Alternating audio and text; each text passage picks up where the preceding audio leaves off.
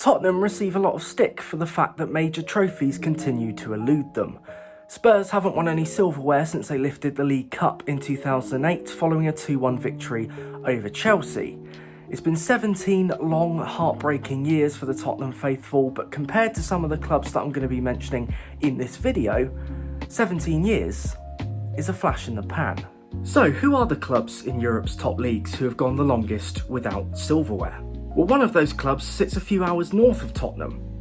That club is Newcastle United, who haven't won a trophy of any description since 1969. Newcastle won the now defunct Intercities Fairs Cup, I think I'm pronouncing that right, which was essentially the UEFA Cup before the UEFA Cup existed, and now the UEFA Cup doesn't exist and it's now the Europa League instead.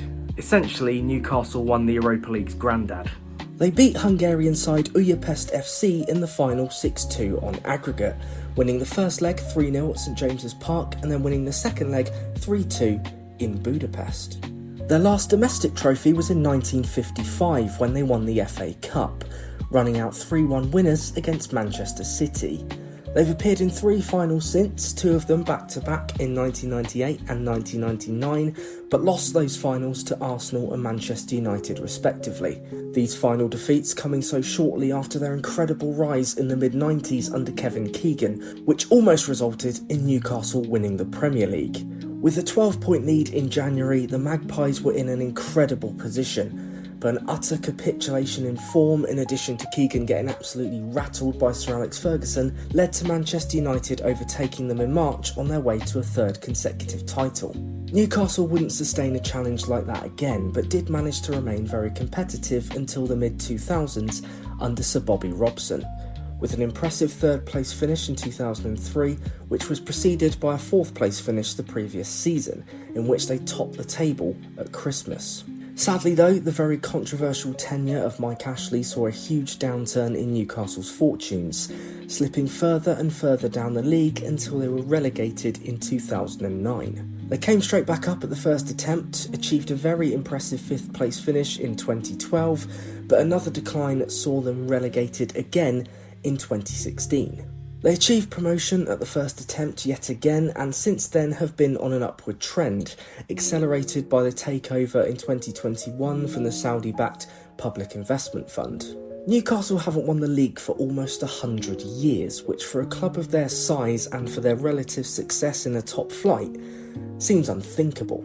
1927 was the last time that Newcastle United were champions of England, but with the current ownership and the seemingly endless influx of cash being pumped into the club, their fans will be hoping that this incredibly lengthy drought will be coming to an end in the not too distant future, as long as they can do it without incurring 115 charges. Bologna are a club that have enjoyed a lot of relative recent success, having qualified for the Champions League for the first time in their history last season, finishing in an incredible 5th place, having been in the top 4 for most of the season. If you're wondering why they finished 5th yet still qualified for the Champions League, they qualified by virtue of a European performance spot, a new UEFA qualification incentive that rewards the countries whose clubs perform best in their various European competitions with an extra place in the Champions League for the following season. Anyway, back to the actual point, and despite Bologna's upturn in fortunes, they haven't won a trophy of any kind for 51 years, a drought that stretches all the way back to 1974.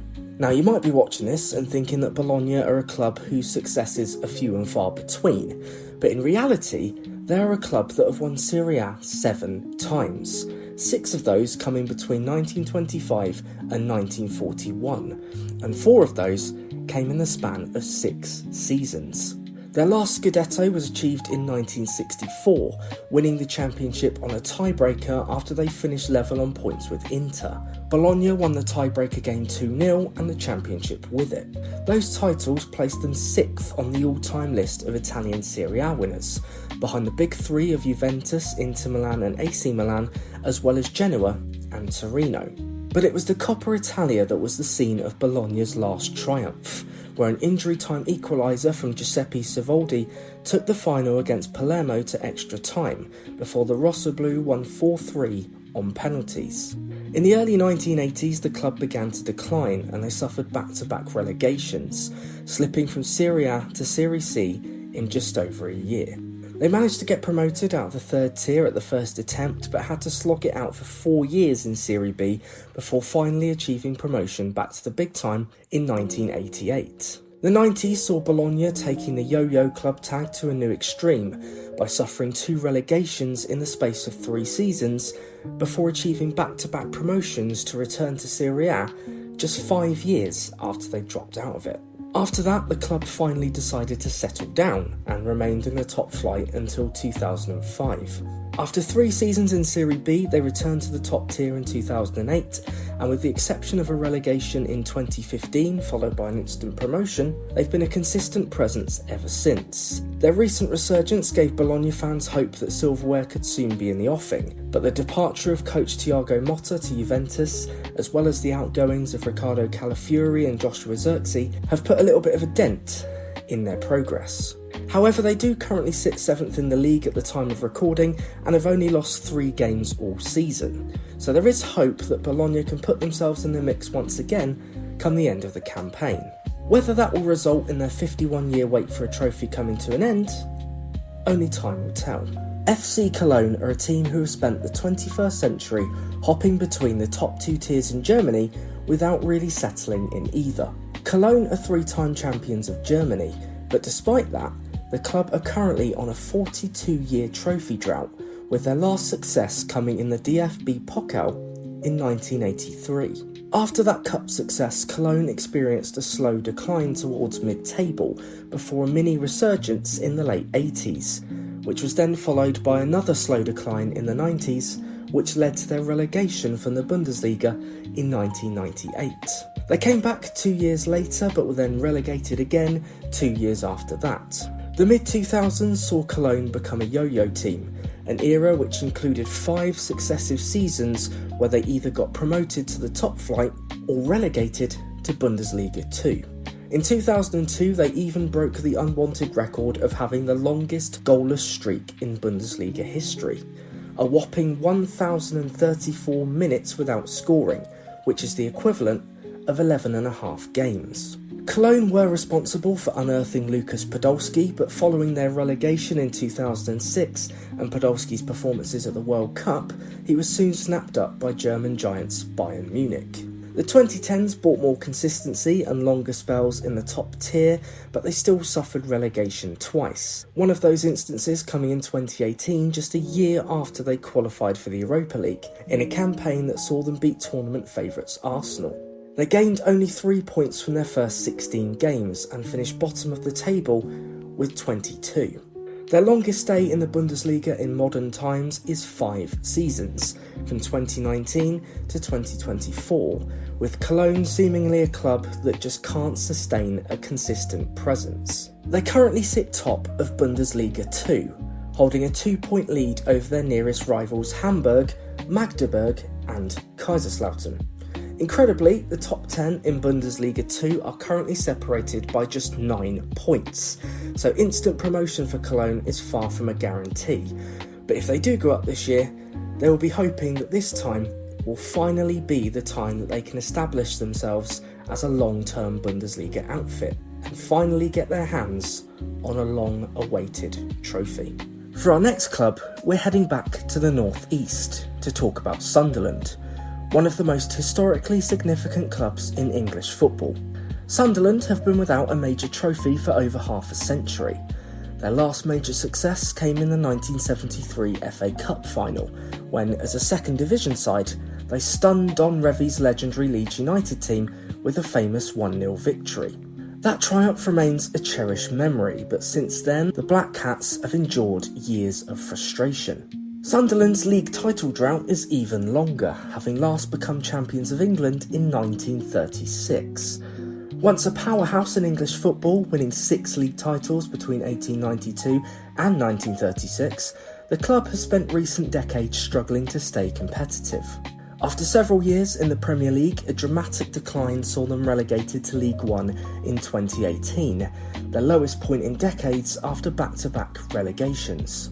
Though they won the EFL trophy in 2021, it is considered a minor achievement compared to the bigger domestic honours. Their ongoing quest for a return to the top flight and a crack at a long-awaited major trophy remains a source of frustration for their dedicated supporters. At the time of recording, they are currently sitting pretty in the playoff positions, lying in 4th place, just 5 points behind 2nd place Sheffield United. So who knows? Next season could see a return to the big time for one of England's biggest football clubs, and kickstart a revival that the people of Sunderland so desperately crave.